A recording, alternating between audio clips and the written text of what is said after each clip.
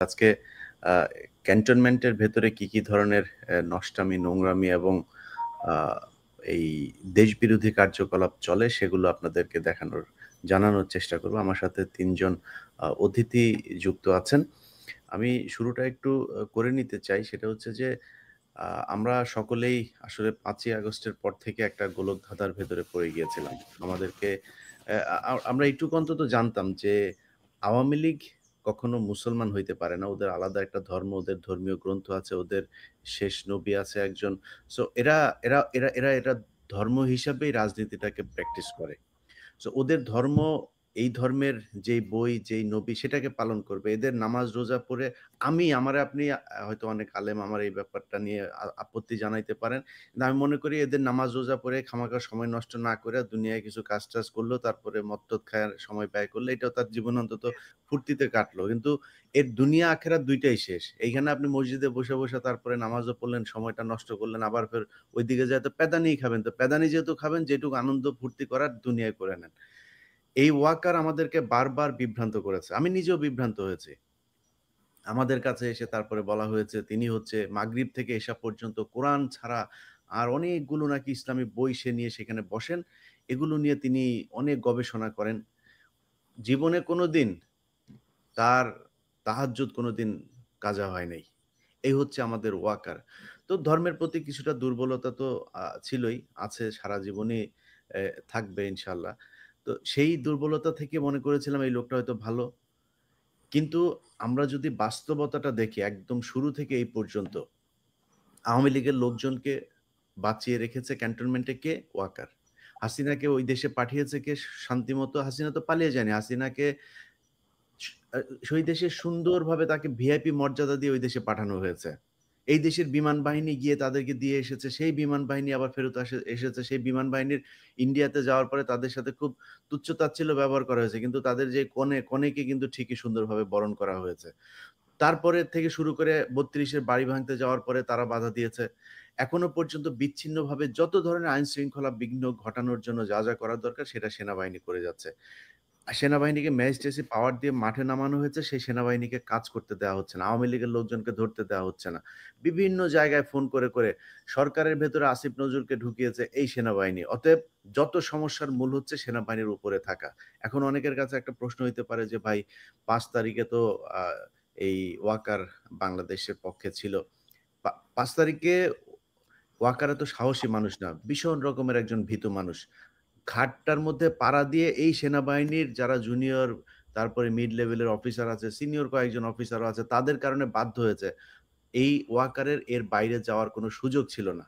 আর আন্তর্জাতিক যে চাপ ছিল সেগুলো আপনারা জানেন এখনো পর্যন্ত সেটা আছে। যেই কারণেই সেনাবাহিনী এখন পর্যন্ত ওয়াকারের নির্দেশে যা চায় সেটা করতে পারছে না। তো আমি ডক্টর কনক সারোয়ার এবং পিনাকি আমরা সবাই মিলেই একটা বিষয় নিয়ে কাজ করছি এবং সেটা আসলে আপনারা অনেক কিছু জানতে পারবেন সেনাবাহিনী কি চাচ্ছেন। তবে এতটুকু বলে রাখি যে ওয়াকার যদি কোনো ধরনের কু কিংবা কোনো ধরনের এই ধরনের তার অফিসারদেরকে নিয়ে আপনাদেরকে কাজে লাগানোর চেষ্টা করে থাকে বা কোনো এই ধরনের ষড়যন্ত্র যদি আপনারা দেখেন সাথে ওর গলায় পাড়া দিয়া ধরবেন।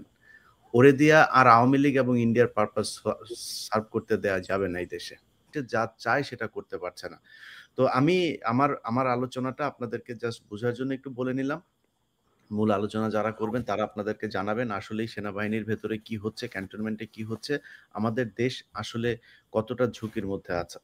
তো আমরা আ আমরা উম আ হাসান নাসের আপনাকে দিয়েই শুরু করি স্যার। আপনি আপনি আপনি বলুন কি অবস্থা? আপনাকে নিয়ে আমরা দেখলাম যে বেশ কিছু প্রোপাগান্ডা ছড়ানো হয়েছে। আ ডিজিএফআই নিয়মিত যেটা করে থাকেন এগুলো আমরা জানি ডিজিএফআই এর কিছু সেল থাকে। তাদের কিছু ভিডিও এডিটর-টেডিটর তারা নিয়োগ দিয়ে রাখেন। যাদেরকে নিয়ে যখন তাদের আ খুব বেশি সমস্যা হয় একজনের বিরুদ্ধে তখন তাকে নিয়ে কোনো তথ্য প্রমাণ ছাড়াই একটা ঢালাওভাবে ভিডিও তৈরি করে আ কিংবা অনেক সময় আছে যে তাদের হাতে অনেক হানি ট্র্যাপ দেওয়া লোকজন থাকে তাদের কথা না শুনলে তারপরে সেটা ছেড়ে দেয়। তো আপনি যেহেতু হানি ট্র্যাপ এ যেহেতু পা দেননি, আপনার মানি ট্র্যাপ ও যেহেতু নেই, তারা বানিয়ে-টানিয়ে একটা ভিডিও ছেড়েছে। তো এই ভিডিও ছাড়ার কারণ কি সেনাবাহিনী হঠাৎ করে আপনার প্রতি এত ক্ষেপলো কেন? আমি কি ওই ভিডিওটা আগে এক্সপ্লেন করব নাকি কেন খেপলো সেটা এক্সপ্লেন করব? না ভিডিও এক্সপ্লেইন করা করতে পারেন আপনার ইচ্ছা। আপনি আমি মনে যেভাবে হয় শুরু শুরু করি। করতে পারেন। মানে কিছুটা জিনিস মানে আমি মনে হয় দেশবাসীর জানা উচিত। ৫ই আগস্টের পরে একটা পুরা জুলাই আন্দোলনের সাথে অবসরপ্রাপ্ত অফিসার যারা হাসিনার আমলে সাফার করেছিল, বিভিন্নভাবে অন্যায়ভাবে শাস্তিপ্রাপ্ত হয়ে যারা চাকরি হারিয়েছিল, তারা এই আন্দোলনের সাথে সম্পৃক্ত ছিল। আন্দোলন যখন হাসিনা পালিয়ে গেল তখন তারা একত্রিত হয়ে বেশ এর মধ্যে বিরাট একটা অংশ ছিল ইয়াং অফিসার। তারা সবাই হইচই শুরু করে এবং একত্রিত হয়ে তারা চেষ্টা করে যে আমরা এখন প্রধান উপদেষ্টার অফিস ঘেরাও করব বা তার সামনে নিয়ে আমরা বিচার চাইব।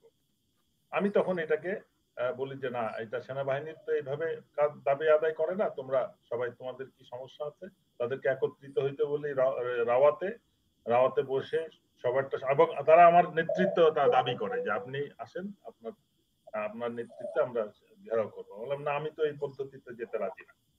তখন ওরা ওদেরকে বলি আমি অ্যাপ্লিকেশন করতে, সেই অ্যাপ্লিকেশন সেপ্টেম্বর মাসে দাখিল হয় সেনাপ্রধান বরাবর এবং চিফ অ্যাডভাইজার বরাবর প্রপার চ্যানেলে, কিন্তু ওইটাকে নিয়ে তারা ফেলে রেখে দেয়। যারা অ্যাপ্লিকেশন করছে they were free to apply. এখন এর মধ্যে কে সত্যিকারের ক্রিমিনাল, কে ইনজাস্টিসের কারণে যার চাকরি হারাইছে সেটা তো আমার জানার কথা না, সেটা আর্মি হেডকোয়ার্টার বিবেচনা করবে। বাট আমাদের একটা চাহিদা ছিল যে এটাকে নিরপেক্ষ কমিশন দিয়ে যাচাই করতে হবে। যে অফিসাররা কর্নেল ব্রিগেডিয়ার হিসেবে অন্যায় করেছে সেই অফিসারই এখন মেজর জেনারেল আর্মিতে বা তার ঊর্ধ্বতন অফিসার, তারা কখনো সেই বিচারটাকে রিভিউ করতে চাইবে না। সেইটাই আমার দাবি ছিল যে সেনাবাহিনীর অভ্যন্তরীণ বা সশস্ত্র বাহিনীর অভ্যন্তরীণ কোন রিভিউ বোর্ডের দাবি আমরা মানবো না, এটা ইন্ডিপেন্ডেন্ট কমিশন হইতে হবে। সেনাবাহিনী একতরফা ভাবে এটার উপরে কাজ করে যাচ্ছে এবং পরবর্তীতে আমরা মিনিস্টার অফ ডিফেন্সে গত 12ই জানুয়ারি চিফ অ্যাডভাইজারের সাথে 30 ডিসেম্বর দেখা করে আসার পরে 12ই জানুয়ারি আমরা মিনিস্টার অফ ডিফেন্সে একটা অ্যাপ্লিকেশন সাবমিট করেছি, যেটা সেনাবাহিনীর নির্দেশনায় সেক্রেটারিকে বলে দেওয়া আছে যে আপনি পাঠাবেন না, এবং প্রিন্সিপাল সেক্রেটারি এটার সাথে ইনভলভ। তার সাথে যোগাযোগের চেষ্টা করে আমি ব্যর্থ হয়েছি। এটা সব একটা নেটওয়ার্ক। যে কোনো নাগরিকের অধিকার আছে, এটা গণপ্রজাতন্ত্রী সরকার, এটা সরকারের জন্য জনগণ না, জনগণের জন্য সরকার। কিন্তু যখন চেয়ারে বসে যায় সবাই ভুলে যায়।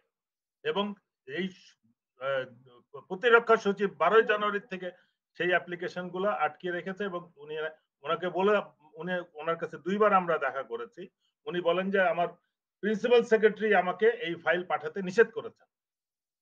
আমি এখন জাতির কাছে জানতে চাই যে কোন নাগরিকের আবেদন প্রধান উপদেষ্টা বরাবর যথা মানে চ্যানেল ফলো করে সাবমিশনের পরে সেটা কোনো একটা পর্যায়ে আটকা রাখার কোনো অধিকার আছে কিনা, সেটার উপরে আমাদের আন্দোলনটা শুরু।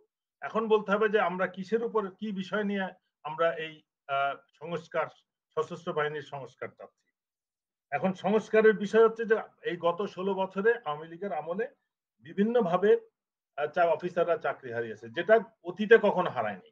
অতীতে সামান্য কারণে একটা রাজনৈতিক সরকার আর এক রাজনৈতিক সরকারের পক্ষের লোকদেরকে অবসর দিয়ে দিত, কিন্তু গত 16 বছরে একটা বিরাট অংশকে শুধু চাকরিচ্যুতই করে নাই, তাদেরকে মনে করছে বিপদ, এরা আমার পক্ষের লোক না, তাদেরকে চাকরিচ্যুত করছে, কাউকে জেল জুলুম গুম করেছে। তার প্রধান সাক্ষী হচ্ছে কর্নেল হাসিন, তাকে ইউনিফর্ম পরা চাকরিরত অবস্থায় তাকে গুম করে 45 দিন আর্মি ইন্টারোগেশন সেলের ফ্লোরের মধ্যে জম টুপি পরায়, হ্যান্ডকাপ পরায় শুয়ে রাখা হয়েছিল। এটা পৃথিবীর ইতিহাসে কোন সরকার কখনো তার অধীনস্থ অফিসারকে এইভাবে গুম করে তার আর্মি ইন্টারোগেশন সেলে আটকে রাখে না। তারপরে তাকে একটা ভুয়া কোর্ট মার্শালের মাধ্যমে তাকে চাকরিচ্যুত করে, তাকে জেল দেয় এবং পরবর্তীতে আবার তাকে গুম করে যখন তাকে বরখাস্ত করায়। পুরো জিনিসটা এখন আমি হাসিন এখানে আছে বলে বলছি না, হাসিন 3 বাহিনীতে চাকরি করেছে, র্যাব, বিডি, তৎকালীন বিডিআর এবং আর্মি। আর্মির কালীন সময়, শান্তিকালীন সময়ের সর্বোচ্চ এখনো পর্যন্ত যেটা আছে পুরস্কার আছে বীরত্বের জন্য, বীর প্রতীক, সেটা সে পেয়েছে। বিডিআর সে পেয়েছে বিডিআর মেডেল, পুলিশে পেয়েছে প্রেসিডেন্সিয়াল পুলিশ মেডেল। এখন এইরকম একটা অফিসারকে এইভাবে তাকে হয়রানি করা হয়েছে, তাকে তার অত্যাচার করা হয়েছে, তার পরিবারকে শেষ করে দেওয়ার চেষ্টা করা হয়েছে। এখন এই বিচার কিন্তু সেনাবাহিনী বা এই ধরনের আরো অনেক উদাহরণ আছে। এখন সেনাবাহিনী যেটা করতেছে, তারা এই আমাদের চাপের ওসিলায় একটা নামমাত্র বোর্ড, ভুয়া বোর্ড বানায় জেনারেল শাহিনের আন্ডারে। And who is this Shaheen? ইন্ডিয়াতে কোর্স করা, এই ইয়ার আগে 5ই আগস্টের আগে সে পুরা আওয়ামী লীগের একজন স্পেন্সার, আপনাদের ভাষায় যেটা। এর সাথে আছে সিজিএস জেনারেল শামীম, আর আছে লেফটেন্যান্ট জেনারেল ফায়েজ। এই তিনজন হচ্ছে পিএসও এখন, আর শাহিন হচ্ছে এনডিসি কমান্ডার। এরা সব কিন্তু একর ঘোর আওয়ামী লীগার এবং রয়ের এজেন্ট যাদেরকে বলা হয়, অনেক সময় দাবি করে অনেকে। তারা এখনো পুরো জিনিসটাকে কন্ট্রোলে রেখেছে। তারা পুরো জিনিসটা, এবং তার আন্ডারে যারা কাজ করতেছে ডিএমআই এবং আর্মি সিকিউরিটি ইউনিট, এই রকে জেনারেল ওয়াকারকে চালাচ্ছে এই অফিসারগুলো।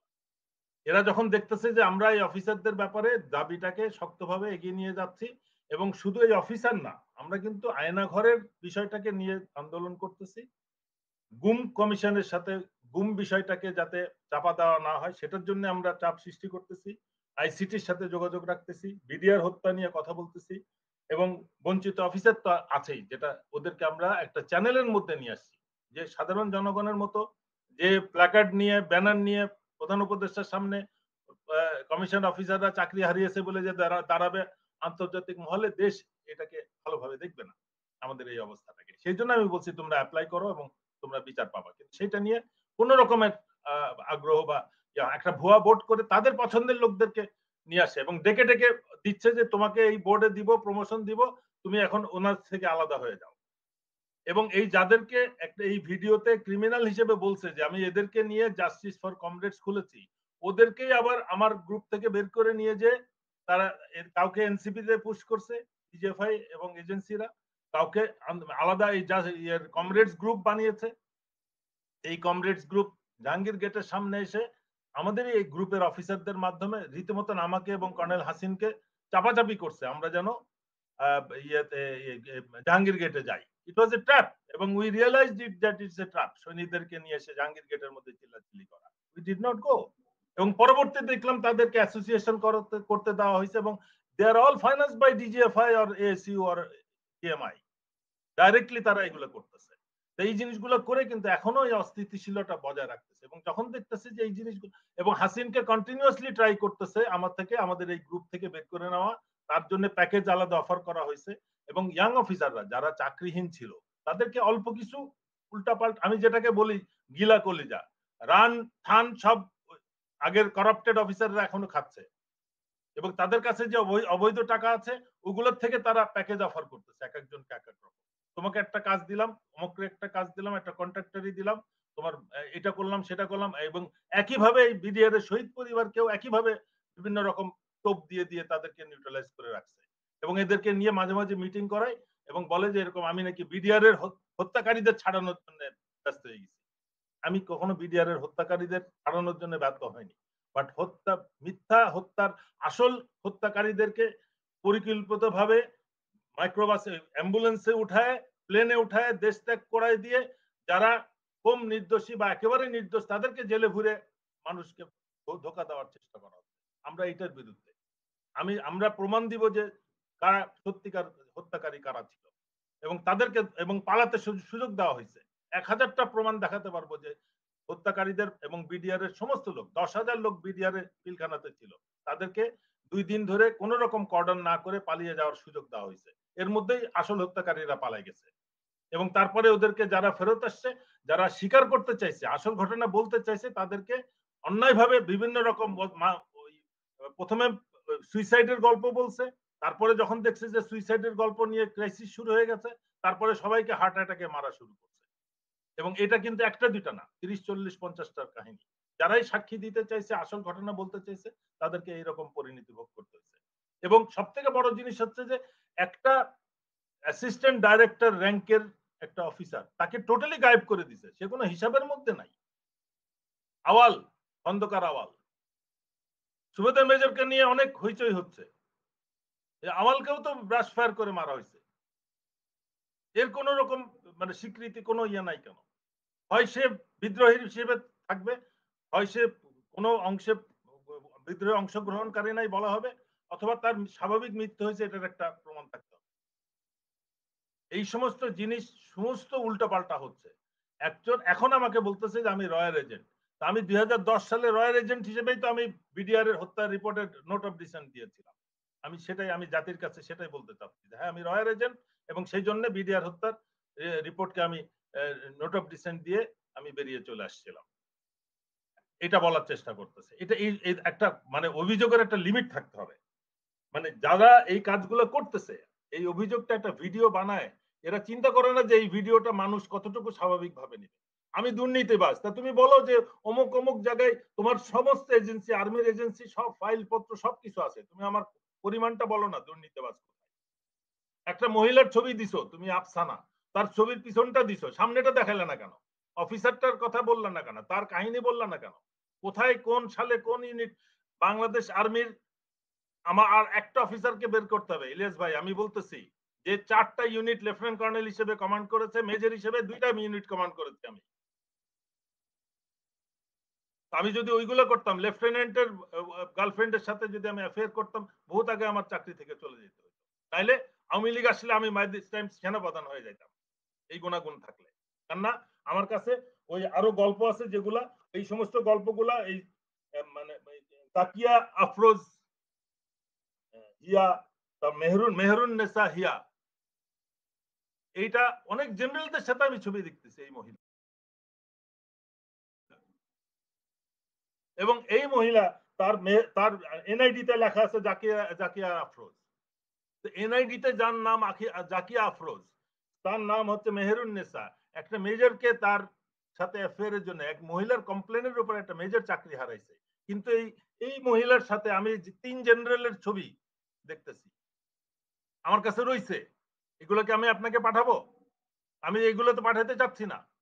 এই অপরাধীগুলো হয় চাকরিতে আছে নাহলে রিটায়ার করে গেছে। দে আর স্টিল ইন সার্ভিস। আমরা চাকরিতে থাকতে এই ধরনের কখনো অপরাধ আর্মিতে হয় নাই। হইলে সাথে সাথে এমন অ্যাকশন হয়েছে যে আরো 10 জন সতর্ক হয়ে গেছে। গত 16 বছরে আর্মিকে এমন ভাবে করাপ্ট করা হয়েছে বিভিন্ন ব্যবসা বাণিজ্য দিয়ে, এবং এখনো আমি আশ্চর্য হচ্ছি যে এখনো দেখছি যে মিলিটারি অফিসারদেরকে বিভিন্ন সিভিল অর্গানাইজেশনে পাঠানো হচ্ছে। এটা পাকিস্তান আর্মি না যে তারা যাই কিছু করবে, তাদের ব্যাটল ফিটনেসটা তারা কখনো কম্প্রোমাইজ করে নাই, যেটা তারা প্রমাণ দিয়ে দিছে গত 1 সপ্তাহের বা 5 দিনের যুদ্ধে। Bangladesh army is not Pakistan army. জি। তারা নিজের ব্যাটল ফিটনেসটা রেখে তারপরে তারা যায় কর্পোরেট সিস্টেমে ইনভলভ হয়েছে, প্রফিট নিয়েছে, তারা কিন্তু লুটপাট করে নাই। বাট আমাদের অফিসাররা রাজনৈতিক দলের নেতাদের সাথে মিলে দেশকে লুটে নিয়ে গেছে, তার প্রমাণ সব আছে। কিন্তু এখন আমাদের সেনাপ্রধান বলেন প্রমাণ দেন, তাহলে আমরা জেলে আইসিটিতে হ্যান্ড ওভার করবো। আজ পর্যন্ত একটা মিলিটারি অফিসার এত গুম খুন হয়েছে, এই বেকুব জিয়াউল হাসান শুধু জেলে গেছে, আর কেউ নাই কেন? আর কেউ কি এই সমস্ত খুন হত্যা কি শুধু জিয়াউল হাসান করছে? বাকিরা কোথায়? এই কথাগুলো বলার জন্যই এই ভিডিওটা হয়েছে। আমি তো মনে করি ভিডিও এরকম আরো প্রকাশ করা হোক, পরবর্তী ভার্সানে আফসানা তারপরে তার ওই লেফটেন্যান্টের গল্প বলুক না আরো। বাংলা আমার বলা লাগবে না, আমার সাথে যারা চাকরি করছে এই ইউনিটে, এই 4টা 5টা ইউনিটের অফিসাররা সৈনিকরা সবাই বলবে, তাদের থেকে ইন্টারভিউ নেওয়া হোক। ওই ছবি বন্ধ করে দিলে হবে না, নাম প্রকাশ করে দিক, আমি সবাইকে অনুমতি দিলাম। কিন্তু আমার নামে দুর্নীতির কথা, এই ধরনের পরিচিত এই নারী গঠিত বিষয়, এগুলো বহুত চেষ্টা করছে তারা। আমার বাড়িতে চলে আসছে মহিলা। ব্রিগেডিয়ার হাসান নাসের স্যার, আমরা আপনাদের এগুলো তো শুধু বর্ণনা দেখছি, আমরা ইনশাল্লাহ চেষ্টা করব এবং আপনাদের কাছে অনুরোধ থাকবে, বাংলাদেশ সেনাবাহিনীতে অসংখ্য দেশপ্রেমিক মানুষ আছেন, সৎ মানুষ আছেন, আপনাদের কাছে অনুরোধ থাকবে আপনারা আমাদেরকে জানান যে এই সেনাবাহিনীর অফিসাররা কাদের কোথায় কত পরিমাণে সম্পত্তি আছে, কি কি দুর্নীতি করেছে, সেগুলো আমরা তুলে ধরবো। আমরা এর পরের পর্যায়ে কর্নেল হাসিনুর স্যার আপনার কাছে যাই। আপনি দীর্ঘদিন পাহাড়ে ছিলেন। আমাদের পাহাড়ে এখন যা চলছে, আমি আমার যতটুকু জ্ঞান আছে আমি মনে করি যে পাহাড় এখন আর বাংলাদেশ সেনাবাহিনীর নিয়ন্ত্রণে নাই। 1996 সালের যেই কথিত শান্তি চুক্তির মাধ্যমে শেখ হাসিনাকে ক্ষমতায় বসানোর পর ভারত যে বাংলাদেশের সেনাবাহিনীকে সেখানে প্রত্যাহারের মাধ্যমে জেএসএস, ইউপিডিএফ, এখন নতুন করে আরাকান আর্মি শুরু হয়েছে। এই যে ভারতীয় গোয়েন্দা সংস্থার পালিত কিছু সন্ত্রাসী বাহিনী দিয়ে পাহাড়কে ধরে রাখা হয়েছে। আপনি সেখানে কাজ করেছেন দীর্ঘদিন। মানে আমাদের সেনাবাহিনী কেন? মানে সেনাবাহিনী কি এই আপনারা খালি ক্যান্টনমেন্টে আর এর পাশে ডিওএইচএস এ আপনারা এই যে বসে আপনারা খাবেন, ভালো, ভালো দামি গাড়ি নিয়ে ঘুরবেন। এইজন্য কি সেনাবাহিনী নাকি? মানে পাহাড় কেন শান্তির নামে আপনারা সেখানে অশান্তি করে তারপর ঢাকায় চলে এসেছেন?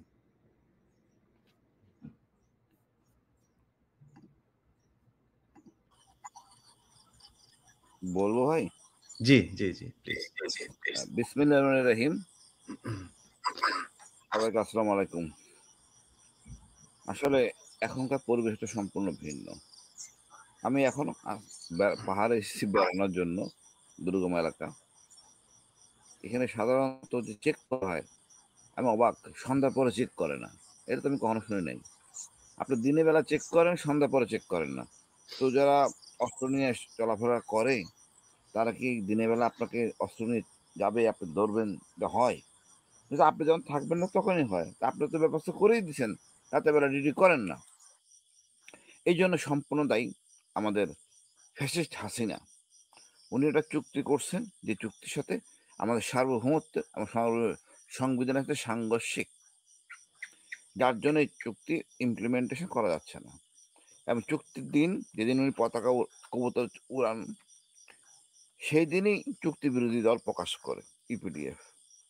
এরপরে শুরু হয় দলীয় কোন্দল এবং সংস্কারপন্থী উভয় দলের মিলে প্রায় 5টা দল এই চাকমা অধ্যুষিত এই বিষয় নিয়ে। এছাড়া নতুন আবিষ্কার হয়েছে কুকি চিন, আর একটা হচ্ছে মং পার্টি, তারপরে আবার এখন তো আরাকান আর্মি আমাদের সীমান্তে। এগুলি আসলে হওয়ার স্কোপ ছিল না। আমাদের আসলে দায়বদ্ধতা, ভালোবাসা সেনাবাহিনী হিল ট্যাক্সের প্রতি সেটা নাই। কেন নাই? তার প্রধান কারণ, আমি যুদ্ধ করতাম দেশের জন্য। আমি জানি ভালো কিছু কাজ করলে আমি প্রশংসিত হব। এই প্রশংসিত জিনিসটাকে গুরুত্ব দেওয়া হয় নাই। কেন দেওয়া হয় নাই? যেমন আমি বীর পদক পেয়েছিলাম গর্বের জায়গা থেকে। এখন কিন্তু বীর পদক দেওয়া হয় না। শেখ হাসিনা এটা উইথড্র করছে। এখন একটা লোক কেন যুদ্ধ করবে? একটা অফিসার, তাকে যদি এই সম্মানটা না দেওয়া হয়, তাকে কি নতুন করে কিছু আবিষ্কার করছে যার সাথে আমরা অবগত না? সরকার চায় না আমরা কাজ করি। প্রতিটা ব্যাটালিয়ানেই মনে করেন কিছু অফিসার না থাকলেও যা আছে তা দিয়ে কাজ করা সম্ভব। সে এখন জীবন ঝুঁকি নিয়ে কেন কাজ করবে? সরকার তো চায় না। নাম্বার 2 নম্বর যে জিনিসটা আছে, দেখেন আপনি এই এসএসএফ, কত এসএসএফ একটা দেশের, কি এই যে মনে করেন মাইন্ডসেট আপনি দেখেন যে 4 স্তরের নিরাপত্তা, 3 স্তরের নিরাপত্তা। কেন? আপনি এই দেশের নাগরিক না? আপনার এত নিরাপত্তা লাগবে কেন? আর সেনাবাহিনীর লোককে এত নিরাপত্তা নেবেন কেন? ওই প্রেসিডেন্টের জন্য নিরাপত্তা, প্রধানমন্ত্রীর জন্য নিরাপত্তা, স্ট্যান্ড বাই, তারপর ডিজিএফ এর অসংখ্য অফিসার। সেনাবাহিনীর প্রধান, আমি জানি না তার কোথায় পাইছে এই অবৈধ মানে দলবিন্যাস। তার সাথে বেশ কয়েকজন অফিসার একসাথে অস্ত্র সহ। আমার জানা মতো সেনা প্রধানত এই স্কোপ নাই এই অস্ত্র রাখার, এই বাহিনী তাকে নিরাপত্তা দেওয়ার জন্য। সেনাপ্রধান গর্বের সেনাপ্রধান, জনতা আমাদের সেনাবাহিনীর সেনাপ্রধান, তাকে মারবে কি? মারা তো কথা না। আর এই যারা তাকে নিরাপত্তা দেয়, তারা কি আসলে প্রোটেক্ট করতে পারবে তাকে? মাঝখান দিয়ে বিড়ম্বনা সৃষ্টি করে। এই যে ঢাকায় নিয়ে আসা ব্যক্তির স্বার্থে নিরাপত্তার নাম বলে, আমি মনে করি এটাকে বন্ধ করা উচিত জরুরি। ক্যাম্পে অফিসার দেন, এখন অফিসার নাই। কিভাবে হ্যান্ডেল করবেন, কিভাবে সার্চ করবেন, কিছুই আমরা জানি না। খুব দুঃখজনক লাগে। আজকে কোনো বিপদ হলে আমরা হ্যান্ডেল করতে পারবো না। আমরা সেই সামর্থ্য নাই হ্যান্ডেল করার। আপনি সব লোক ঢাকায় থাকবে, এটা তো কাম্য না। ঢাকা থেকে আমি মনে করি ঢাকায় মূলত এই অফিসারদেরকে ক্যাম্পে পাঠানো।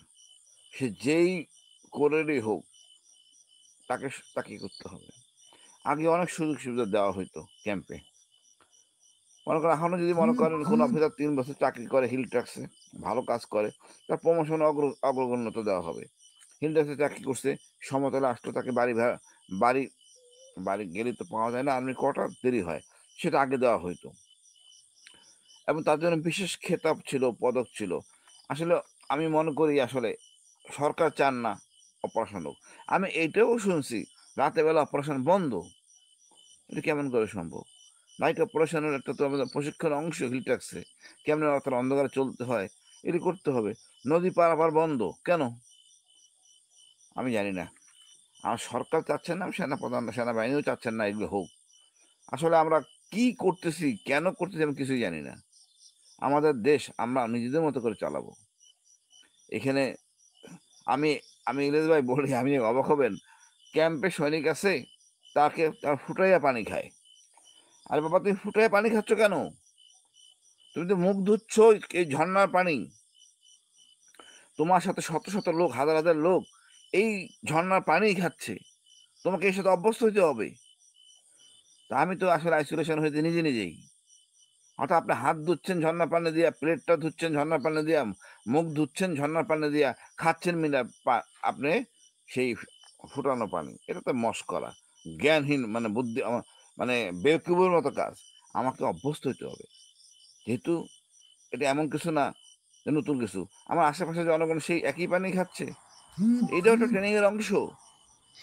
তা আমি মনে করি ভাই, না, এই যে এটা হাসিনা আসলে যে আপনাদেরকে এই এখনকার যে সেনাপ্রধান এই ব্যক্তি সম্ভবত যমুনা টিভিতে গিয়ে একটা না, না, উনি না, শফি মেজর জেনারেল শফি একটা বক্তব্য দিয়েছিলেন যে দুই আপনাদের বেলা ভাত, দুই ভাত বেলা ভাত ভাত খাওয়ায়, মানে আর্মিরে ভাত খাওয়ায়। আপনাদের আর্মি বেশিরভাগ আমি ইউনূসের সাথেও কিছু আর্মি অফিসার দেখি পেট এরকম মোটা। এ কি পুলিশ না আর্মি বুঝা যায় না। মানে ইলিয়াস ভাই, এই পেট নিয়ে পাহাড়ে উঠবে কেমনে? আমার লজ্জা লাগে। ইভেন যদি কোনো কাজে না লাগে, অন্তত পেটটাকে নিচের দিকে চাপে রাখে বেল্ট। এখন এই যে মনে করেন দুই বেলা ভাত, ভাত দিয়ে যুদ্ধকালীন আপনি সময় কি করে ভাত খাবেন? যুদ্ধকালীন সময় ভাতটা বেশিক্ষণ রাখা যায় না, নষ্ট হয়ে যায়। আগেকার দিনে একটা বৈরী পরিবেশ ছিল, আটা আটা খুব খারাপ ছিল, এখন আটা খুব ভালো। তা আমি মনে করি জরুরি চেঞ্জ করা উচিত। আমাকে রুটি খেতে হবে।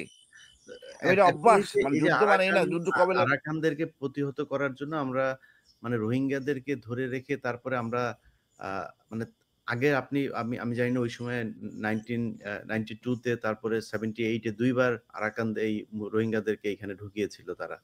এক সময় একবার ছিল জিয়াউর রহমান ক্ষমতায়, তারপরের বার ছিল খালেদা জিয়া ক্ষমতায়।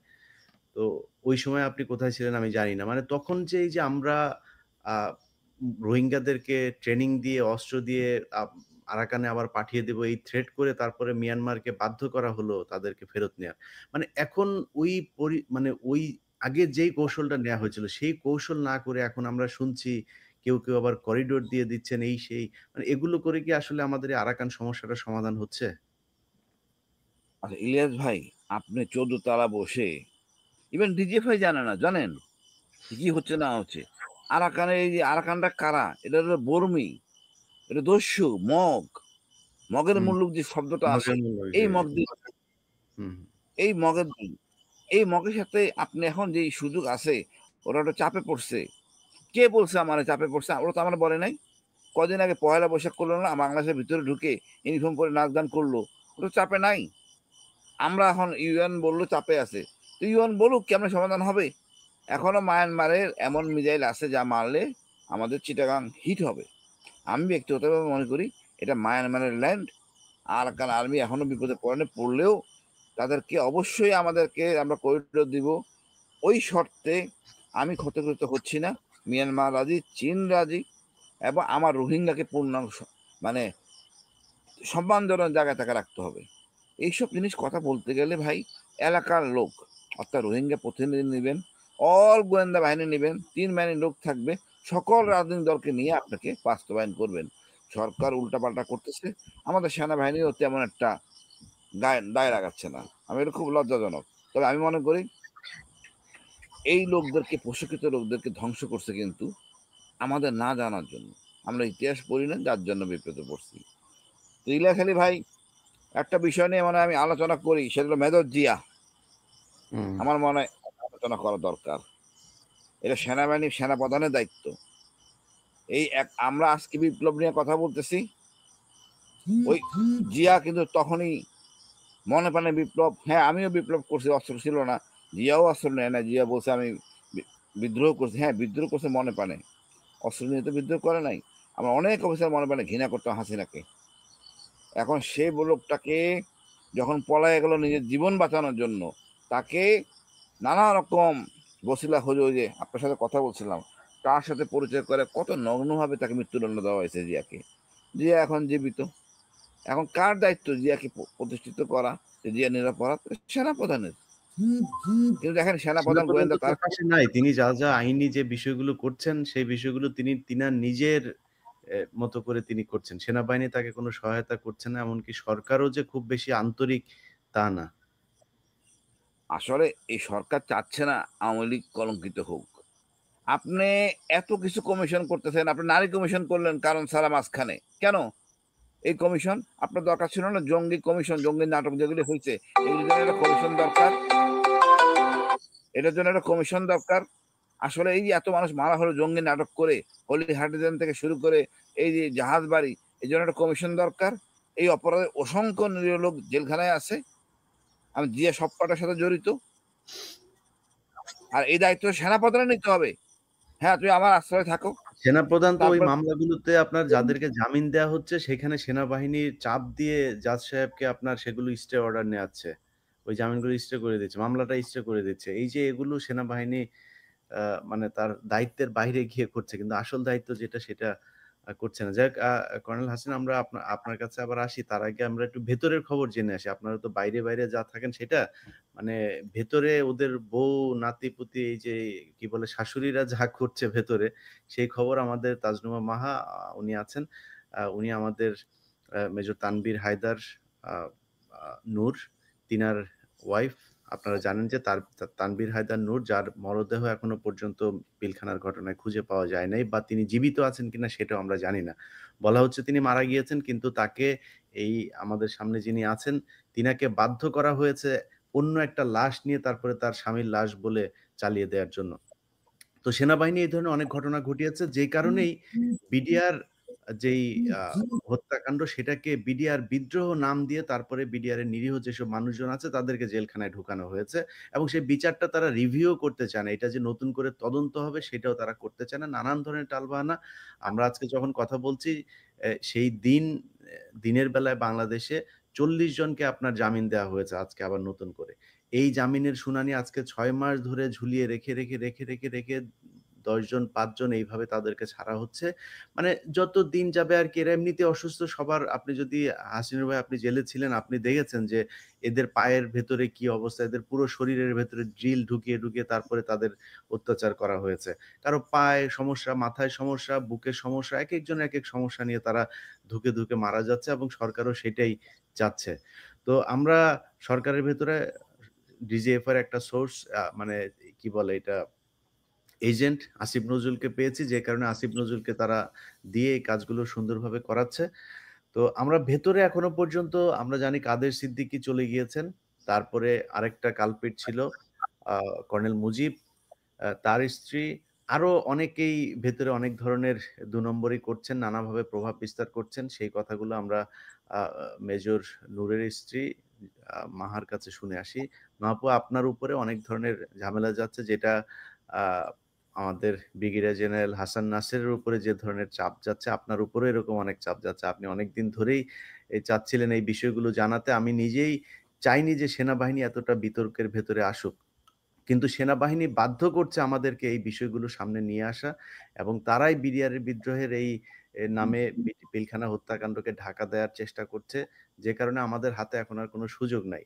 তার উপরে তারা গতকালকে হাসান নাসেরকে নিয়ে যে এই নোংরা খেলা শুরু করেছে, সো আমাদের তো নোংরা খেলা করার দরকার না। আমরা যেটা সত্য সেটা জানালেই বাংলাদেশের মানুষ জানতে পারবে যে এই ওয়াকার কে, এবং তার আশপাশের যেসব চেলা-চামুন্ডা যারা আছে তারা আসলে কি করছে।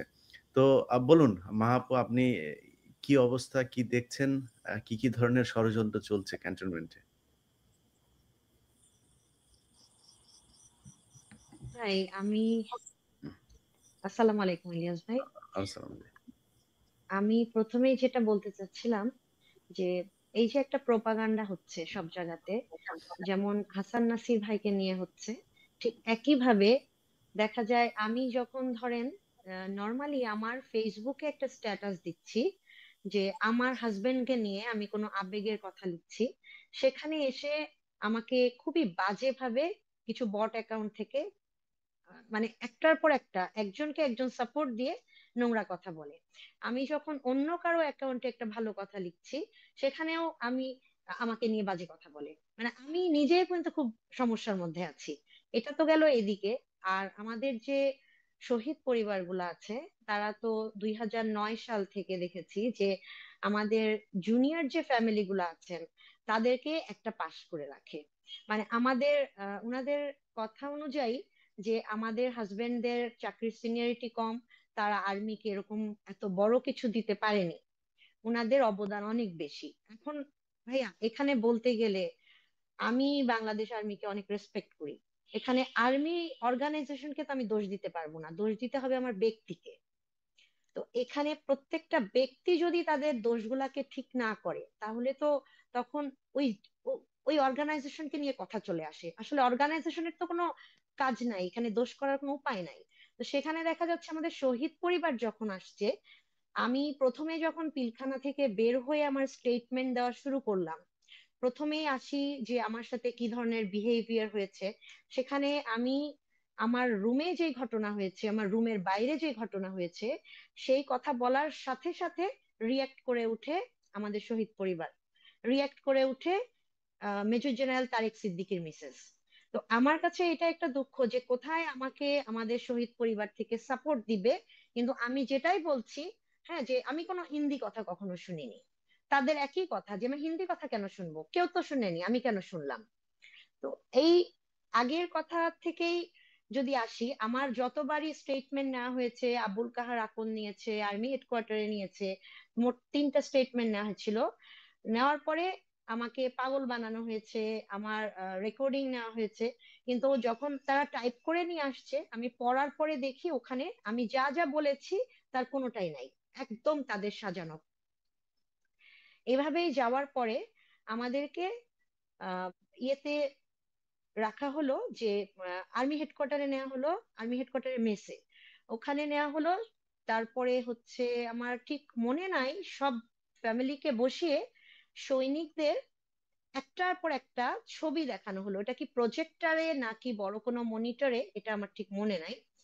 তো দেখাচ্ছিল যে এইখান থেকে আমরা সৈনিকদেরকে সিলেক্ট করে আমরা সাক্ষী দিব। হ্যাঁ, যে এরপরে এ, এরপরে এ।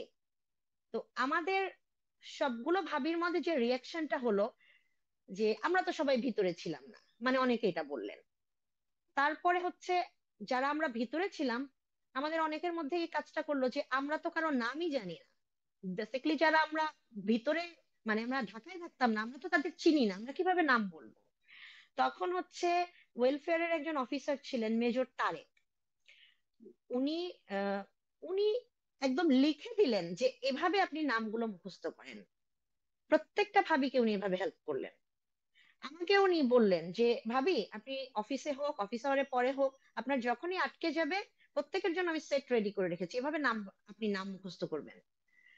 এমনকি সিডি দিয়ে দিল প্রত্যেকটা ফ্যামিলিকে, যারা ভিতরে ছিলেন তাদেরকেও, যারা বাইরে ছিলেন তাদেরকেও, যে সিডি দেখেন, প্রতিদিন সিডি দেখেন, নাম দেখবেন, চেহারা দেখবেন, বারবার দেখবেন। এভাবে 6-7 মাস ধরে আমাদের মুখস্থ করানো হলো। তো আপনি দেখেন, কথা বলতে গেলে যে এই যে একজন অফিসার, যে উনি শিখিয়ে দিচ্ছেন যে এভাবে আপনি সৈনিকদেরকে মনে করেন, আপনি তো ট্রমায় ছিলেন, আপনার আসলে মনে নাই। তো আমার কথা হচ্ছে মেজর তারেক তো আমার সাথে ভিতরে ছিল না পিলখানায়, উনি কি করে জানলেন যে এই এই সৈনিকরা ভিতরে ছিলেন, তাই না? তো উনি যখন এগুলো করলেন, আমি তখন বললাম যে ভাই আমি এভাবে পারবো না। তখন উনি বলল যে ভাবি, তানভীরকে তো পাওয়া যায় নাই, জিনিসটা তো অন্যরকম হয়ে যাচ্ছে। প্রথমেই কিন্তু আমি যখন ভাই 10 মাস পর্যন্ত, 9 সালে 10 মাস পর্যন্ত ডিসেম্বর পর্যন্ত লাশটা রিসিভ করিনি, আমাকে 2টা ডেথ সার্টিফিকেট দেয় নিখোঁজ হিসাবে। 3 নাম্বারটা আমার কাছ থেকে মিসিং, আমার বাসা থেকে তো একসাথে 4টা চুরি হয়ে গেছে, 3 নাম্বারটার কোনো কপি ছিল না, এর জন্য এটা কি লেখা ছিল আমার মনে নাই। 4টার মধ্যে মেজর র্যাঙ্ক দিয়ে দাফন করা হয়। তার আগে পর্যন্ত বলা হয় যে আমি যদি না নিয়ে থাকি, তাহলে ডিক্লেয়ার করা হবে যে আমার হাজবেন্ড দেশদ্রোহী ছিল। আর আমাদের শহীদ পরিবার বলে যে 6জনকে যে পাওয়া যাচ্ছে না, সেই 6জন হচ্ছে হত্যাকাণ্ডের পিছনে আছে। সৈনিকদের সাথে ঘটিয়ে তারা পালিয়ে গেছে। তো ভাবিয়া যেহেতু আমাদের সবার সিনিয়র, মানে আমার থেকে আর 5 জন সিনিয়র, তারা দেখা গেল বলছে ডিএনএ টেস্টে মিলে যাচ্ছে, তারা কিন্তু লাশ একে একে নিয়ে নিয়েছে। আমার সাথে আরেকজন ভাবি ছিলেন, মেজর গাজ্জালির মিসেস, উনি আমার সাথেই লাস্ট পর্যন্ত 10 মাস পরে ডেড বডি দাফন হলো ভাইয়ের, বাট ওটাও ভাইয়ের ডেড বডি না। তো আমাদেরকে কিন্তু এভাবেই বলা হয়েছে। তো শেষ পর্যন্ত যে এভাবে যে দেশদ্রোহী বলার থেকে তোমার হাজবেন্ডের নামে একটা লাশ দাফন হোক, ওই মুহূর্তে তো কিছু করার ছিল না। তো এরপরে আপনাকে যেটা বললাম যে 2 বছর ধরে চেষ্টা করা হলো যে আমাদের আহ এভাবে নাম মুখস্থ করে, আমারটা যেটা হলো যে আমি 12 সালে গিয়ে আমাকে কোর্টে নিয়ে গেল। কোর্টে নিয়ে যাওয়ার পরে আমাকে এক কথা বলে নিয়ে গেল। ওখানে যাওয়ার পর আমাকে ওগুলো কিছুই বলতে দেওয়া হলো না। আমি যা বলবো পিলখানার অভিজ্ঞতা, আমাকে ওগুলো বলতে তো দেওয়াই হলো না, বরঞ্চ বলতে বললো যে এরা সবাই ছিল, আপনি বলবেন এরা সবাই দোষী। মানে আমি দেখলাম যেটা পুরা অনেক বড় একটা জেলখানার মতো কোর্টের মধ্যে আমাকে বললো যে এরা সবাই বিদ্রোহী। তো উনারা যেহেতু খুব হইচই করছিল, আমিও ভয় পেয়ে গেছি, আমি তো এরকম কখনো দেখি নাই। ওখান থেকে আমাকে বিডিআর পক্ষের উকিলও আমাকে তখন একটা ডেথ সার্টিফিকেট বের করে বলল যে এই যে ডেথ সার্টিফিকেট, আপনার হাজবেন্ড তো বেঁচে আছে, আপনি যে ডেথ সার্টিফিকেটটা নিয়েছেন তার বয়স 47 বছর, এই সেই ডেথ সার্টিফিকেট। আমি তখন সাথে সাথে ঘুরে আমাদের ওখানে যে মোশাররফ হোসেন কাজল ছিল লয়ার, সবার সামনেই আমি তাকে কোর্টের মধ্যে জিজ্ঞেস করছি যে আর মেজর তারেক ছিল আমার পিছনে দাঁড়ানো ওয়েলফেয়ারের, ওনাকে আমি বললাম যে আমাকে যে ডেথ সার্টিফিকেট দিয়েছেন ওটার মধ্যে তো তানভীরের এই যে লেখা নাই 47 বছর, তানভীরের বয়স তো ছিল 28.5 বছর। 47 বছরে উনার কাছে ডেথ সার্টিফিকেটে লেখা কেন? মানে আমার কাছে ব্যাপারটা একদম অন্যরকম লাগলো। আমি আর ওই ধরনের কথাবার্তাই বললাম না। আমাকে যেগুলো শিখিয়ে বলার চেষ্টা করা হয়েছিল আমি ওখান থেকে চলে আসতে নিলাম। তখন আমাকে বরঞ্চ ভয় দেখালো আহ মোশাররফ হোসেন কাজল, যে আপনাকে তো এখন অ্যারেস্ট করবে, আপনি যে কোর্ট থেকে নেমে আসলেন আপনাকে তখন অ্যারেস্ট করাবে বিডিআর এর উকিল। মানে এমন একটা অবস্থা, আমি আপনাকে ওখানে কি আর বলবো। যাই হোক, আমি কোর্টে পরে আবার উঠে সরি বললাম, সরি বলে তারপরে সেদিন বাসায় আসলাম। বাসায় আসার পর মেজর তারেক আমাকে ফোনে অনেক বকাঝকা করলেন যে আমি একদম সবকিছু নষ্ট করেছি, এরকম ভাবে আমাকে এভাবে এত ভাবে রেডি করে নিয়ে গেল। তার মানে দাঁড়াচ্ছে কি, যে একজন ওয়েলফেয়ারের মেজর আমাকে শিখিয়ে পড়িয়ে দিচ্ছেন যে আমি গিয়ে বিডিআর এর সৈনিকদের বিপক্ষে এভাবে কথা বলবো।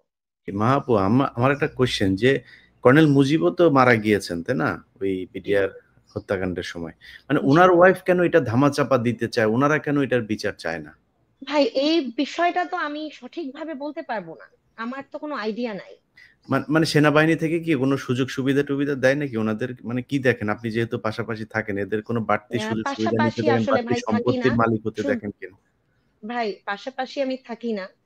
উনি ক্যান্টনমেন্টে কখনো থেকেছেন কিনা আমার এটা জানা নাই। আমাদের তো ক্যান্টনমেন্টে প্রথমে থাকতে হুম, দিয়েছিল, হুম। কিন্তু উনাকে আমার জানা মতে উনি ক্যান্টনমেন্টে থাকেননি। তবে উনার কোর্সমেট ছিল একজন, আমাদের মনে হয় পিলখানা ঘটনার পরে 3rd সেনাপ্রধান, উনার থেকে উনি সবসময় একটা সাপোর্ট পেতেন শুরু থেকেই। আহ যেহেতু ভাই অনেক সিনিয়র ছিল, উনাকে সবসময় অনেক সাপোর্ট দেওয়া হয়েছে। মানে মোটামুটি উনাদের সবাইকেই ধরেন জেনারেল শাকিলের ছেলে মেয়ে, তারপরে হচ্ছে মুজিব ভাবি, ইনশাদ ভাবি, উনাদের যে কোর্সমেটরা আছে উনারা অনেক সাপোর্ট পেয়েছেন। কোর্সমেটদের এটা নিজস্ব ব্যাপার আর কি, এখানে কিছু বলার নাই। তবে উনারা যেভাবে লাইফ লিড করেছেন, ধরেন সিনিয়রিটি অনুযায়ী তাদের অনেক কিছু থাকবে, এটা খুবই স্বাভাবিক। যেমন গতকালকেই ভাবি আম, মানে কম্পেয়ার করছেন যে উনারা সিনিয়র, উনাদের অনেক কিছু থাকবে। এই কথাটা উনি 9 সালেও বলেছেন যে আমাদের হাজবেন্ড যারা আছেন তাদের তো আর্মিতে অবদান অনেক কম। তো মানে যখন অনুদানের বিষয় আসছে তখনও ওনারা প্রোটেস্ট করছে যে আমাদের হাজবেন্ডরা তো কিছু দিতে পারেনি আর্মিকে, তাহলে অনুদানের বিষয়ে আমাদের জন্য এত বেশি হবে কেন? অথচ এখানে আসলে কিছু বলার নাই, এটা জাতির সামনে বলতে গেলে অনেক লজ্জায় পড়তে হয়। তো এগুলো নিয়েই গতকালকে কথা হয়েছে যে আমি কথাগুলো বলছি এগুলো আমি মানে ঠিক বলছি না। কিন্তু সবচেয়ে বড় জিনিস আমার কাছে, মানে এটা আনফরচুনেটলি, যে কোনো ভাবি যদি এটা না বলে বা কোনো ভাবি যদি এটা রিভিল না করে তাহলে আজকে জাতি জানবে কিভাবে? কারণ আজকে তো আমার জাতিকে এটা জানানোর বিষয় না। এটা আমাদের আর্মি আমাদেরকে প্রোটেক্ট করবে, আমাদের আর্মি আমাদের প্রবলেমস গুলা বুঝবে। যে ফ্যামিলিটা একটু খারাপ অবস্থায় আছে তাকেও বুঝবে, তাই না? কিন্তু এই জিনিসগুলো আসলে আমরা আর্মির কাছ থেকে পাইনি। তো এই 24-এর গণঅভ্যুত্থানের পরে যখন দেখা গেল যে হাসান নাসির ভাইকে, হাসিন ভাইকে আবার পেলাম, আবার নতুন করে ওনাদের যে প্ল্যাটফর্মের সাথে আমরা জড়ালাম, তো এখানে ভাইরা যেভাবে আগাচ্ছেন বা আমাদের বিডিআর এর ইস্যুগুলো যেভাবে তুলে ধরছেন, ইন্টারন্যাশনাল ট্রাইব্যুনালের কেসটার জন্য সবচেয়ে বড় জিনিস যেটা, আমাকে 4 জন ভাই বারবার রিকোয়েস্ট করছেন যে আপনি সিনিয়র ভাবিদেরকে নিয়ে যে কোনো একজনের বাসায় বসেন, যার বাসাটা বড়, তার বাসায় বসে ওনাদেরকে বলেন যে আমাদের এভাবে এভাবে এখন আমরা সব বুঝে কেস করব, চলেন আমরা একসাথে, প্রয়োজনে আপনাদের পছন্দ মতো লয়ার নেই, তাদের সাথে আমরা ডিসকাস করি। আচ্ছা আপু, এই আমাদের জিনিস। আলোচনা জি আলোচনা অনেক লম্বা হয়ে যাচ্ছে। মানে আমি সরাসরি জানতে চাচ্ছি যে আপনার জি। এখানে যেসব অফিসাররা মারা গিয়েছিল তাদের অফিসারদের মধ্যে কার কার ওয়াইফরা হচ্ছে গিয়ে সেনাবাহিনীর এই যে টোপ তাদেরকে দেওয়া হয়েছে এই ঘটনাটাকে ধামাচাপা দেওয়ার জন্য, সেই টোপ গিলেছে কারা কারা সেটা বলেন। ভাই আমি আপনাকে এই কথাটা একটু ছোট করে বলি, যেটা আমি বলতে চাচ্ছিলাম। হুম, যখন ইন্টারন্যাশনাল ট্রাইব্যুনালে আমরা কেসটা দিতে চাইবো, এইটাতেই আমার সাথে তাদের দ্বন্দ্ব শুরু হয়। তখন থেকেই কথাটা আসে যে আমি আমি রয়ের হয়ে কাজ করছি, এই জন্য এইটা এই এই ট্রাইব্যুনালে কেস করে আমি বিপদে ফেলতে যাচ্ছি। একদম যেদিন কেস করতে যাব, তখন আমাকে হাসিন ভাই ফোন করে বলল যে ভাবি আপনি কেস করবেন? আমি হ্যাঁ, জি করব। বলে আপনার যদি কোনো ডাউট না থাকে তাহলে আপনি আসেন। আমি ডানে বামে কোথাও তাকাইনি, জানেন ভাই আমি আজও কেস করিনি আচ্ছা কিন্তু। আপনাকে যে কোশ্চেনটা করেছে আপা সেটা বলেন। জি আমরা আসলে এত আলোচনায় যাইতে চাচ্ছি না। মানে জি। কারা কারা সেটা কারা কারা আপনি যেভাবে মানে আমার সাথে যেভাবে কথা বলেন আপনি সেই ওয়েতে বলেন। কারা কারা আপনাকে জি থ্রেট করছে কারা কারা সেটা বলেন। মুজিব ভাবি, এবং মুজিব ভাবির সাথে হচ্ছে ইনভলভ হচ্ছে গিয়ে সাকিব, হুম, হ্যাঁ অ্যাডভোকেট সাকিবের আম্মু, হুম, হুম। তারপরে হচ্ছে অ্যাডভোকেট সাকিব মানে কি ওই যে লবি ভাবি, কর্নেল কি? এলাহি একটা কর্নেল এলাহি। কর্নেল এলাহির ছেলে তাই তো? জি ওই যে জি। ডেইলি স্টারে কাজ করে যেটা। হ্যাঁ, ও কথাবার্তা বলায় হচ্ছে ও নিজে বলবে না, ও সবসময় সাথে সুবেদার মেজরের ছেলেকে রাখবে, তাকে দিয়ে বলাবে। হুম, হুম, তো কালকে আমার দুঃখ লেগেছে, এটা তাকে নিয়ে, ছেলেটাকে নিয়ে, আমার সন্তানদের নিয়ে কিছু বলার নাই, কারণ ওরা যে বয়সী হোক তারা তো সন্তান। হুম। বাট ভাবিদের কোনো প্রবলেম ছেলেকে দিয়ে বলানো, হ্যাঁ মানে সুবেদার মেজরের ছেলেকে দিয়ে আমাকে ইনসাল্ট করানো, এইগুলা খুব দুঃখজনক, খুবই দুঃখজনক। আর আরেকজন হচ্ছে গিয়ে লেফটেন্যান্ট কর্নেল ইনশাদ ভাবি। হ্যাঁ, মানে আমি হিন্দি ভাষা বলতে পারবো না, স্বীকার করতে পারবো না, এটা হচ্ছে গণঅভ্যুত্থানের পরের কথা। আহ, আমি হচ্ছে কোন জায়গায় শাহিন সিদ্দিকী, তারিক সিদ্দিকীর নাম বলতে পারবো না। আমি এই ইন্টারন্যাশনাল ট্রাইব্যুনালে যখন কেসটা করব, তখনও ওনাদের মধ্যে অনেকেই বলেছে নাম কেটে দিতে, ওনাদের নাম যে সাইন করেছে কেটে দিতে, ওনারা কেস করবে না, এরকমও আছে। জি, সে ব্রিগেডিয়ার হাসান সে নাসের। যে যেই মেয়ে ফোন করে বলেছে, সেই মেয়ে এবং কর্নেল মুজিবের মেয়ে দুজন মিলে প্ল্যান করে আবার আমার নামে একটা গ্রুপে চ্যাটিং করেছে, কিছু বেশ কয়েকটা চ্যাটিং আছে, তার মধ্যে একটা মেইন, যে তারা প্ল্যান করেছে যে কোনো ব্যক্তি যদি জিজ্ঞেস করে যে আমি কেন তাদের থেকে এত দূরে, তাহলে তারা বলবে যে উনি তো অনেক আগে বিয়ে করেছে, এর জন্য আমার সুখের জীবনের জন্য তারা আমাকে দূরে রাখে, যে আমি যেন সুখে শান্তিতে সংসার করতে পারি। আমি আশ্চর্য হলাম যে আমি কি বিয়ে করেছি। কালকে আমি এই কথাটাই স্বাধীন তদন্ত কমিশনকে বলেছি, যে তারা এতটা ডেয়ার যে আমাকে বলে যে আমি নাকি বিয়ে করেছি, মানে তারা আমাকে ইচ্ছা করে সরিয়ে রেখেছে সব জায়গা থেকে। নট অনলি মি, আমাদের জুনিয়র কোনো ভাবিকে তারা মানে একেবারেই আমাদের কাছে আসতে দেয় না, কখনোই দেয় না। জি, আর আপনারা একটা যারা বিষয় ভাই, ভিডিওটা একটা, যারা আজকে এই জি আমাদের লাইভ যারা দেখছেন তাদেরকে আমি কিছু কথা এখানে যুক্ত করে দেই। সেটা হচ্ছে যে উনি ইলিয়াস ভাই একটা যেমনটি কথা বলছেন। বলতেই হবে। হুম, হুম। আপনি আপনাকে নিয়েও কালকে কথা উঠেছে, হ্যাঁ আপনাকে নিয়েও গতকালকে বলছে যে আপনি এগুলো ছড়াচ্ছেন, হ্যাঁ আপনি মিথ্যা বলছেন, এটা বন্ধ করতেই হবে। কালকে তদন্ত কমিশনে এটা বলা হয়েছে, এবং যেন আমার আমরা নামও কোনো করছে। ইন্টারভিউ দিতে না পারি। হ্যাঁ, ভাইয়ের নাম হাসান নাসির, ভাইয়ের নাম, আমার নাম এবং আপনার নাম, ওদের বললেন যে আমরা আমরা বাপের এবং এর মধ্যে বাপের মেজর খুঁজে জায়েদি লাশ ভাই বিক্রি ছিলেন। করে আমরা খাই না। ওদেরকে বললেন আমরা ওই বিক্রি হওয়ার পাবলিক এখন না। আমি একটু তানভীর ভাবির সাথে অ্যাড করি। যখন এই বিডিআর এর কমিশন হবে কিনা বা মামলা হবে কিনা এগুলো নিয়ে যখন শহীদ পরিবারের সাথে আমরা যোগাযোগ করছিলাম, তখন মুজিব ভাবি আমার সাথে ফোনে কথা বলেন এবং রীতিমতন ধমকের সাথে বলেন, ভাই আপনি সব সৈনিকদের খুনিদেরকে ছাড়ানোর জন্য আন্দোলন করতেছেন, শহীদ মিনারে যাচ্ছেন, আমাদের তো শুধু শহীদ দিবস দরকার, আমাদের ওইটা পেলেই চলবে। আমি বললাম, ভাবি বলেন কি এটা? এত বড় একটা হত্যাকাণ্ড আর শহীদ পরিবারের সিনিয়র মোস্ট হিসেবে আপনার দাবি শুধু শহীদ পরিবার, এটা কি করে সম্ভব? স্যার বাংলায় একটা কোশ্চেন করি স্যার। এই জি। এই মুজিব ভাবির নাকি মানে বিডিআর এর সৈনিকের চাইতে নাকি ওনার বয়ফ্রেন্ডের সংখ্যা বেশি, এটা কি সত্যি নাকি? আমি জানি না সত্যিকার অর্থে। আপা জানেন নাকি এটা? আমি এটা জানি না। এই ব্যাপারে বলেন নাই? আমি তবে অ্যাকচুয়ালি আমার সাথে যে কথা হয়েছে সেটা কথাটা আমি বলতেছি যে, ভাবি আপনারা শহীদ পরিবার সবাইও যদি না চান, তারপরেও আমরা ওই 57 জন অফিসারের কলিগরা দরকার হলে মামলা করব, যারা ফিল এবং করে এই যে যে হ্যাঁ এদের হত্যাকাণ্ডটা স্বাভাবিক ছিল না। আপনারা যারা ইচ্ছা করছে আবার বিয়ে করছে, নতুন সংসার করছে, they are gone, but this officers belongs to Bangladesh army এবং এই দেশের সার্বভৌমত্ব রক্ষার্থে ব্যর্থ হয়ে এবং একটা ষড়যন্ত্রের শিকার হয়ে তারা জীবন হারিয়েছে। সুতরাং এইটার তদন্ত হইতে হবে, নাহলে ভবিষ্যতে এই সেনাবাহিনীর আরো অনেক অফিসার ক্ষতিগ্রস্ত হবে। এখন না যেটা না নাসির ভয়ঙ্কর ভাই, যেটা কার্যক্রম শুরু হয়েছে, তানভীর ভাবির সাথে আমি অ্যাড করতেছি যে এখন একটা ওই শহীদ পরিবারের একটা অ্যাসোসিয়েশন করা হয়েছে, যেটার সেক্রেটারি হচ্ছে এই সুবেদার মেজর নুরুল ইসলামের ছেলে। ওখানে কিন্তু আরো অফিসারদের ছেলেরা আছে, মেয়েরা আছে, অনেক ওয়েল এস্টাবলিশ আছে, এবং এক সেক্রেটারি জেনারেল হিসেবে সে পুরা সব বাইকে কন্ট্রোল করতেছে। এটা হয়ে গেছে সব থেকে দুঃখজনক বিষয়। আর এর মধ্যে তারা এখন জীবিত অফিসারদের কে যোগ করছে। এই জীবিত অফিসাররা যেটা হচ্ছে, মানে এটা মানে ভয়ঙ্কর বিষয়। আমি মিলিটারি সিচুয়েশনে আমরা ভারত পাকিস্তান যুদ্ধ দেখলাম কয়েকদিনের, খুব শর্ট একটা ছিল, মোস্ট মডার্ন, মোস্ট ডিজিটাল, মানে কি বলবো, এটা এই ধরনের যুদ্ধ পৃথিবীর ইতিহাসে কখনো ঘটে নাই। আর্মি, এয়ারফোর্স, নেভি মিলে যে যুদ্ধটা করছে এবং so well plan, well organised. আমরা মানে আমাদের মানে যেটা আমরা মিলিটারি ইতিহাসে একটা শিক্ষণীয় বিষয় হয়ে থাকবে ভবিষ্যৎ কত বছর, কত দশক আমি জানি না। তো সেই আর্মি একটা তারা যেটা করেছে, আমরা সেটার বিনিময়ে আমরা কি করতেছি, আমরা ষড়যন্ত্র করে আমাদের অফিসার মেরে ফেলতেছি।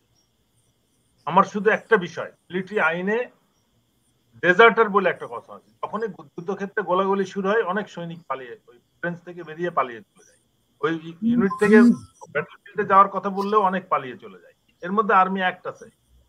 আমার প্রশ্ন হচ্ছে যে, দরবার হলে যখন হইচই শুরু হয়েছে তখন তো কিছুই শুরু হয় নাই, কিছুই হয় নাই, কোনো গোলাগুলি হয় নাই, তখন একদল অফিসার ওয়াল টপকায় বেরিয়ে চলে আসছে। এরা তো ওই ডেজার্টার ক্যাটাগরিতে পড়ে। আমার কলিগদের কি অবস্থা আমি খোঁজ নিলাম না, দেখলাম না, আমি অন্য সৈনিকদের আমার ইউনিটে যে একটা অস্ত্র নিয়ে বেরিয়ে আমি এটা প্রতিরোধ করলাম না, এটা তো একটা হিসাবের মধ্যে আসা উচিত। সেকেন্ড বিষয়, একটা অফিসারদেরকে, একদল অফিসারকে দেখা মাত্র গুলি করে মেরে ফেলছে, তাদের একটা অংশকে নৃশংসভাবে হত্যা করা হয়েছে। একটা দল অফিসারকে সাথে সাথে কোয়ার্টার গার্ডে নেওয়া হয়েছে। ডাক্তারদের যারা সার্জারি তাদেরকে হাসপাতালে ট্রিটমেন্টের কাজে রাখা হয়েছে। আবার একদল অফিসার আছে যারা কোয়ার্টার গার্ডে যায় নাই, যাদেরকে মারা হয় নাই, যারা হাসপাতালে ট্রিটমেন্ট দেয় নাই, এর মধ্যে ডাক্তারও আছে, তারা সৈনিক লাইনে ছিল, নাইলে অফিসার বা সৈনিকদের কোয়ার্টারে। এবং এমনও আছে যে সুবেদার মেজর গফরান, যে একটা হত্যাকাণ্ডের নেতা, এই যতগুলো হত্যাকাণ্ডের নেতৃত্ব দানকারী সুবেদার মেজর গফরানের বাসায় গিয়েছিল, সে নিজেকে কি করে নির্দোষ দাবি করে? সে এখানে বসে তারেক সিদ্দিকীর সাথে কথা বলতেছে, হাসিনার পিএস এর সাথে কথা বলতেছে, মানে ওখানে মেজর মঈন হাসিন, ওই যে ইভেন্ট ম্যানেজমেন্ট করে, মেজর মঈন তোর নাম, মেজর মঈন নামে একজন, সে যমুনাতে বসা, এরা সবাই কিন্তু যমুনা। এর সাথে এই মেজর জাইদি ওখানে বসে কথা বলছে, ওই সৈনিকের বাসা, ওই গোফরানের বাসা। আর সে যদি বলে আমি নির্দোষ, ব্রিগেডিয়ার হাসান আমার নামে বদনাম করতেছে, তাহলে তো সবাইকে ছেড়ে দেওয়া উচিত। ওই বিডিআর এর শত শত লোকজন কেন রয়েছে? ওদেরকে তো জেল থেকে বের করে দেওয়া উচিত। তুমি এবং গল্পে তাদের স্টেটমেন্ট যদি আপনি পড়েন, আপনি হাসবেন না কাঁদবেন। একটা বিদ্রোহের ঘটনার স্টেটমেন্ট দিচ্ছে যে আমাকে মারতে মারতে নিয়ে গেল, মানে একটা ডাক্তার তার মাথা ফাটার গল্প বলতেছে 15 মিনিট একটা চ্যানেলে, টিভি চ্যানেলে, প্রফিউজলি রক্ত বেরোচ্ছে, মাথা ফাটায় রক্ত বের করে দিছে, কিন্তু সে কোনোদিন ন্যাশনাল কমিশনের সামনে আসে না স্টেটমেন্ট দিতে। সে এখন কিন্তু ইউটিউবে সিরিজের পর সিরিজ কথাবার্তা বলতেছে। তুমি এত বড় দুঃসাহসী ডাক্তার, তুমি কমিশনের সামনে এসে বক্তব্য দাও নাই কেন? এখন ওইটাই আমরা প্রতিটা ধাপে ধাপে দেখছি যে বিশেষ করে পিলখানা হত্যাকাণ্ডের যারা শিকার, যাদেরকে আমরা শহীদ বলে ডাকি, অবশ্যই এখানে অনেক মানে বেশিরভাগই শহীদই ছিলেন, তারা বীর, এই জাতির বীর সন্তান। কিন্তু এখানে কয়েকজন, বিশেষ করে কর্নেল মুজিবের কথা, সে তো নিজে সরাসরি ভারতের সাথে এই কনস্পিরেসির সাথে জড়িত। সেই সব বিডিআরের যেসব সৈনিকদেরকে নিয়ে গিয়েছে বলে যে তোমরা শুধু বন্দুক ধরবা আর তোমাদের সব দাবি পূরণ হয়ে যাবে। আমি প্রায় 20 জন সেনা এই বিডিআর সদস্যের কাছে এই একই বক্তব্য শুনেছি, যে তাদের মিটিং গুলোতে কর্নেল মুজিব আর আরেকজন হচ্ছে ওই যে ওর নাম কি, শামস, এই দুইজন থাকতেন। হ্যাঁ, এই দুইজন থাকতেনই। তো এখন মুজিবের স্ত্রী তো জানেন যে তার স্বামীর সাথে ভারতের যে কানেকশন, বিডিআর পিলখানার ঘটনার মূল হোতা কি। So colonel Mujib, Mrs Mujib, তিনি কখনোই চাবেন না তার স্বামীর হত্যার বিচার, কারণ তার স্বামীর হত্যার বিচার চাইতে গেলে তার এখন যে তিনি আলিশান জীবন যাপন করছেন, তার বুড়ো বয়সেও আপনার সুগার মামি সেজে তারপরে ছেলেদেরকে টাকা পয়সা দিচ্ছেন, আর্মির টাকা পয়সা খাচ্ছেন, ভারতের টাকা খাচ্ছেন, আওয়ামী লীগের টাকা খাচ্ছেন, তারেক সিদ্দিকীর বউয়ের টাকা পয়সা খাচ্ছেন, সেটা তো খাইতে পারবেন না। এই কারণে ওনারা এখন মিটিং মিছিলে গিয়া ওই অ্যাডভোকেট সাকিবকে নিয়ে তারপরে আমাদের সাথে। তো আপনাদের বলি যে আপনারা বিডিআর এর পোলাপান পাইলে কিন্তু পিডাবে, কিন্তু আপনাদের এখানে ওইখানে যায় এইসব সংবাদ সম্মেলন করতে যায় না। বিডিআর খুব ক্ষেপে আছে, এরা বের হচ্ছে, এদের জীবন ধ্বংস করে দিয়েছেন আপনারা। সো এদের ভিতরে আগুন জ্বলছে। ইলিয়াস ভাই, গতকালকে মানে যেখানে আমি প্রথম থেকে লাইফ রিস্কে আছি আমার বাচ্চাদেরকে নিয়ে, সেখানে বলছে তারা লাইফ রিস্কে আছে। মানে আপনার কথাবার্তা বা আমি বিডিআর এর সৈনিকদের সাথে কথাবার্তা বলি, কালকে সুবেদার মেজরের সন্তান বলছে যে আমি কেন খুনিদের কাছে নিয়ে যাওয়ার জন্য তাকে প্রেসার করছি, অথচ সেই ছেলেটার সাথে আমি কখনো কথাই বলি না। হ্যাঁ, মানে ওর বডি ল্যাঙ্গুয়েজটা ভালো না, এই জন্য আমি তার কাছে মানে একেবারেই তার কাছে না। যাই হোক, আমরা ভাই কালকে যে ঘটনাটা ঘটছে তানভীর ভাবির সাথে, এটাও আমি মনে করি ওখানে যারা উপস্থিত মানে রাওয়ার যারা অফিসিয়াল ছিল তাদের জন্য এটা লজ্জাজনক যে তানভীর ভাবির হাত থেকে মাইক নিয়ে নিচ্ছে ওই সুবেদার মেজরের ছেলে এবং রাওয়াতে বসে শহীদ হতে পারে। আমি বললাম তো যে তার অ্যাটলিস্ট তার এইটুকু রেসপেক্ট জ্ঞান থাকা উচিত। এবং ওখানে শহীদ এই যে তথাকথিত বেঁচে যাওয়া অফিসাররাও ছিল, যে যারা সৈনিক লাইনে ছিল বা সৈনিকের বাসায় ছিল, শামসের মতো গল্প বানাইছে, তাদের গল্পের মধ্যে সবাই ওই টিভি দেখছে, চানাচুর খাইছে আর পানি খাইছে, মানে এই গল্প মানে হতাশ করা গল্প, যে বাইরে তার কলিগদেরকে কোপায় কোপায় হত্যা করা হচ্ছে আর তারা সৈনিকের বাসায় বসে চানাচুর আর খাচ্ছে। এই গল্পের একটা বিহিত হওয়ার জন্য আমরা চাই এটা সঠিক তদন্ত হোক। কর্নেল হাসিনুর, আমি কোনো সম্ভাবনা দেখছি না ভাই, আমি কোনো সম্ভাবনা দেখছি না। আবারও আমাদের অনেকদিন অপেক্ষা করতে হবে সঠিক বিডিআর হত্যার সঠিক বিচার। আমি কেন বলতেছি তানভীর ভাবি, একটু শুনেন। এই মেজর মইনুল, সে প্রধানমন্ত্রীর সমস্ত অনুষ্ঠান, আওয়ামী লীগের সময়ের যত রকম মানে ভিআইপি টাইপের যত বড় বড় ইভেন্ট, মেজর মইনুলের ইভেন্ট টাচ নামে একটা অর্গানাইজেশন করতো, এবং সেই মেজর মইনুল 25শে ফেব্রুয়ারি শহীদ দিবসের রাওয়ার প্রোগ্রাম সে অর্গানাইজ করছে। Can you believe it? আগস্ট মাসের কতদিন পরে এটা, 25শে ফেব্রুয়ারি 2025। তার মানে তো সবখানে এখন ওরাই চলতেছে, এবং তার কারণে এরা বলতে চাচ্ছে যে আমার ওই ভিডিওতে বলতেছে যে আমি বিডিআর বিদ্রোহ নিয়ে অনেক কথা বলছি। আমি বলতেছি আমার স্বার্থ যে এই অফিসার গুলা, আমি এর আগেও মিডিয়াতে বলেছি, এই 57 জন অফিসারের মধ্যে আমার চাকরির কারণে, আমি ইউনিটে চাকরি করেছি, স্কুলে 3 বার ইনস্ট্রাক্টর ছিলাম, এই যে বলেছি 6-7টা ইউনিট কমান্ড, 6টা ইউনিট কমান্ড করেছি, 5টা ইউনিট কমান্ড করেছি। এই ইউনিটের এত অফিসারের পরিচিতি, ইনফ্যান্ট্রি ডিভিশন ব্রিগেডের চাকরি করেছি, এর কারণে আমার একটা বিরাট একটা সার্কুলার, এই 40 জন অফিসার কমপক্ষে তা আমার সাথে সরাসরি চাকরি, তারা হত্যার শিকার, আমার সাথে এই হত্যাকাণ্ডের অ্যাটাচমেন্ট এইটুকুই। জনাব মাহাপু, তারপরে আমাদের ব্রিগেডিয়ার হাসান নাসের এবং কর্নেল হাসিনুর। আমি সেনাপ্রধান এবং ডিজিএফআই কে শুধু এতটুকু বলবো যে আপনারা যদি নাকি কোনো ষড়যন্ত্র করে কোনো অফিসারের কোনো ক্ষতি করতে চান, সেটার জন্য কিন্তু আপনারা দায়ী থাকবেন। অতএব খুব সাবধান, দেশপ্রেমিক কোনো অফিসারকে নিয়ে কুৎসা রটনা কিংবা তাদের শারীরিকভাবে জীবনের কোনো হুমকি করার চেষ্টা সেনাবাহিনী করবে না বলে আমার বিশ্বাস। সবাই ভালো থাকবেন। আল্লাহ হাফেজ।